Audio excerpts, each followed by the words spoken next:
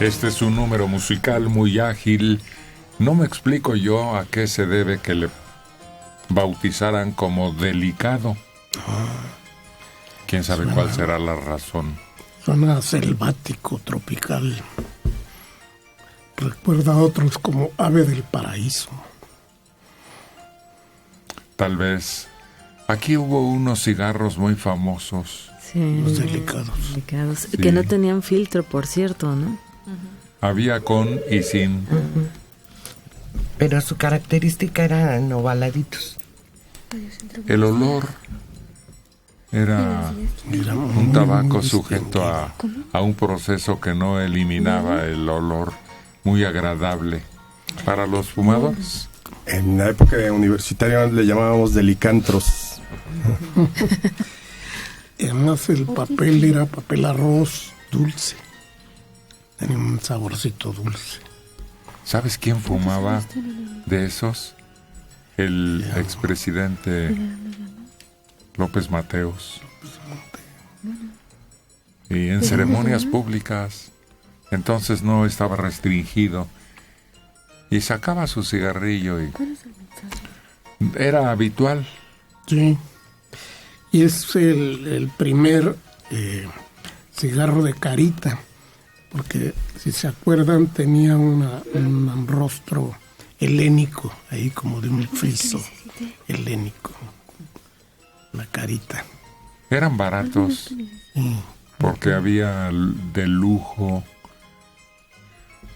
y de contrabando una gran cantidad de marcas extranjeras. Pero aquí había unos de lujo muy buenos. El Belmont, por ejemplo, tenía una gran categoría. El Monte Carlo. Yo me acuerdo de unos que venían en una cajita que parecía pues contener otro tipo de productos. Creo que eran rusos.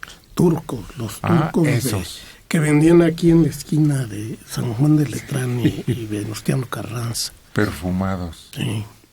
Turcos. Muy, muy aromáticos. Y había unos para dama, que era un cigarro muy delgadito y venía en color de rosa, azul, amarillo, en unas cajitas pequeñas. Los Vogue. Y yo creo que hasta hace, no sé, unos 40 años, un niño podía ir a comprar cigarros. Yo me acuerdo, siendo niño, que mi papá le compraba unos Raleigh con filtro. Pero no podía ir 8 años, lo pagabas, ya luego vino esta legislación para no vender a menores de edad. Y el cigarro era como un artículo de mujer seductora, ¿no? Y más cuando lo usaban con una especie de pipeta así muy larga. Era así como una mujer de mucho mundo, ¿no? Y así femme fatal. Y con los hombres eran hombres más interesantes. Había un anuncio muy curioso de un hombre viendo una cartelera en una esquina, con las manos atrás sosteniendo su cigarro, y un chiquillo llega y le da una fumada al cigarro.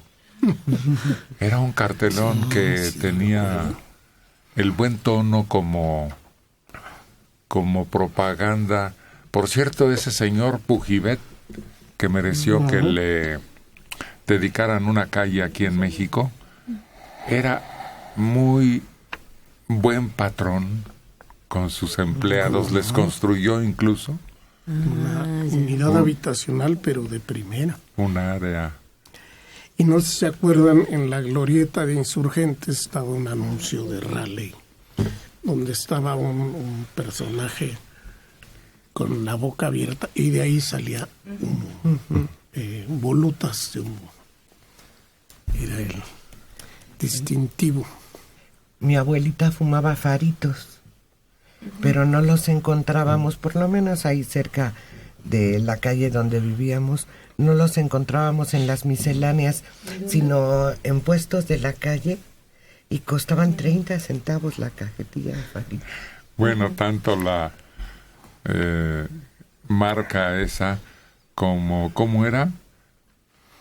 Los Tigres. ¿Qué marca era? Faritos. Bueno, Carmencitas. Carmencitas. Eran más o menos del mismo precio y también se consideraban como de la gente que no quería gastar o no tenía para comprar otros. Hay se dice, digamos, no está comprobado, pero la expresión de chupó faros se supone que es porque en tiempos de la revolución, como última voluntad, te dejaban fumar un cigarro quienes lo querían.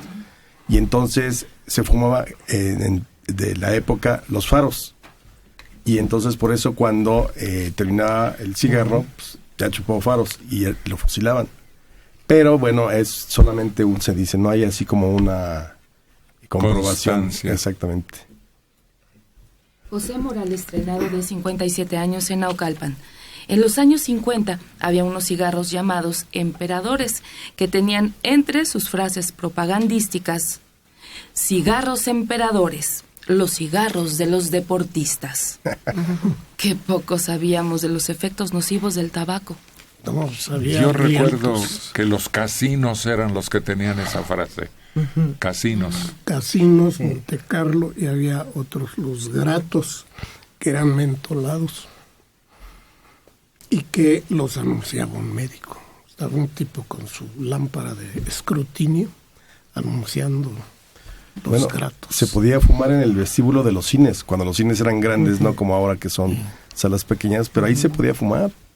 Si el médico que te atendía a la hora de darle la consulta estaba fumando. Tú llegabas a una casa y nada más pedías permiso, pero encendías tu cigarro tranquilamente en el comedor, en la sala. Recuerdo mucho que en el Teatro Juárez, que está en Guanajuato, decían que tenía su salón de fumadores y era donde se reunían, pues después de que era el intermedio de la función de teatro, estaban, pero nada más caballeros, porque las mujeres no tenían ese permiso, no era bien visto. Eso que dijo Mario, que murmuró foyer.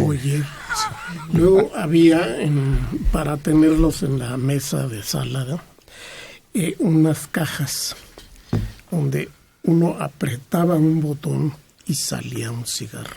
O sea, tenía una cunetita que ofrecía un cigarro.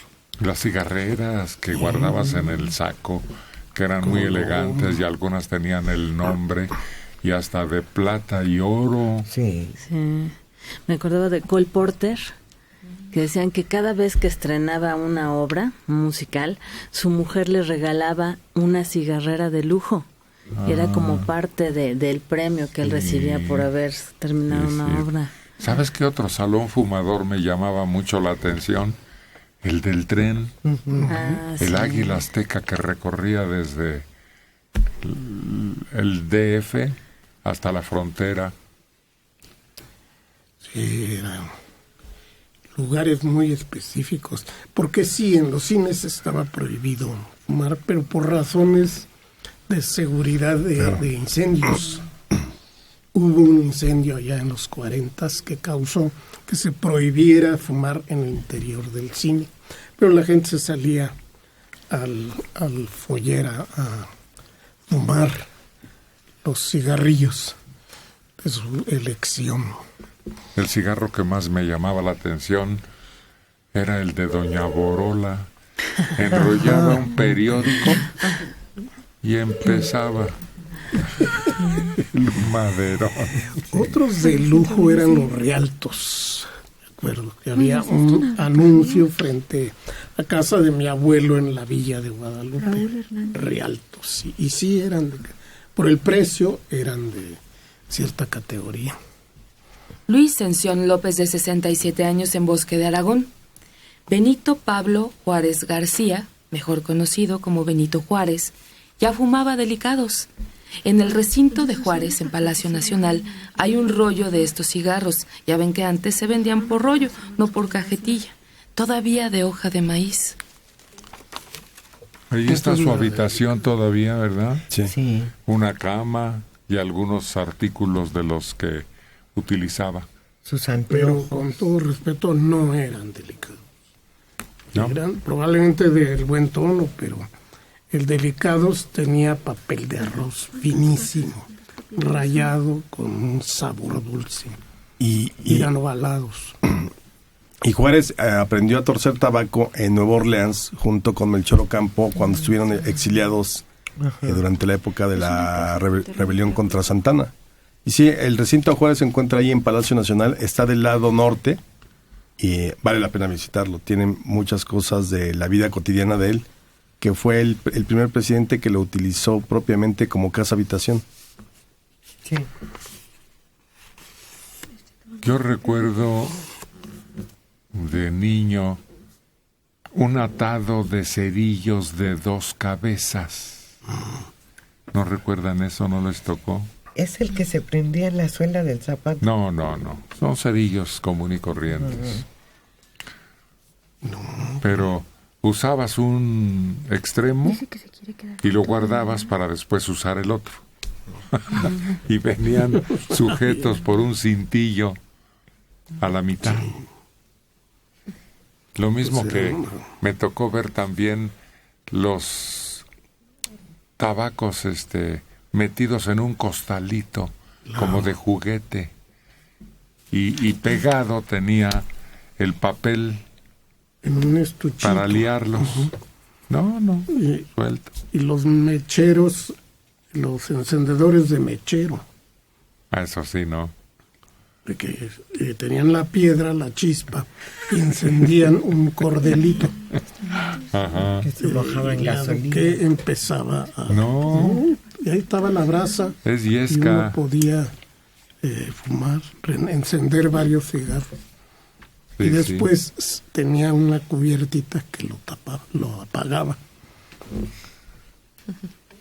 Sí, era muy curioso cómo después esto que era costumbre indígena se volvió un negociazo mundialmente cuando aquel malvado de Raleigh lo introdujo en otros continentes. Así es.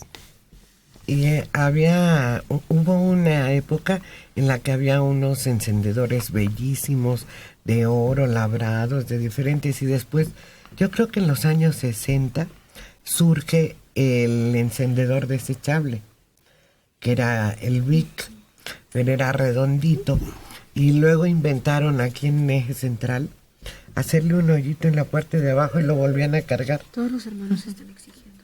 Y ya comprabas tu encendedor que costaba, no me acuerdo, creo que Ese lo peso. trajo Televisa, el Cricket. Cricket, claro. Cricket, sí. Y era un grillito el logotipo.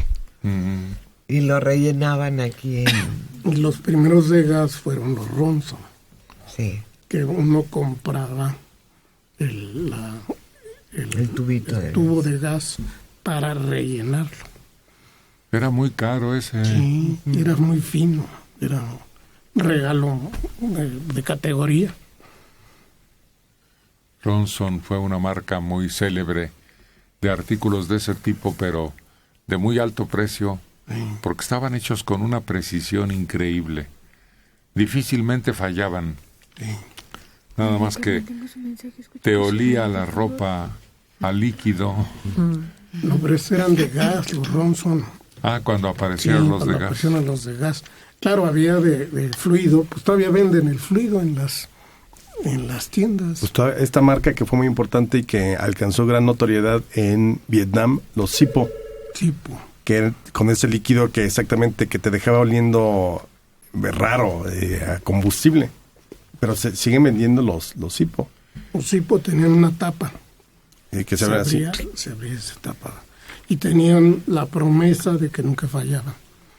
No, la novedad era que tenían una redecita metálica en torno a la llama, por lo que el viento no lo apagaba.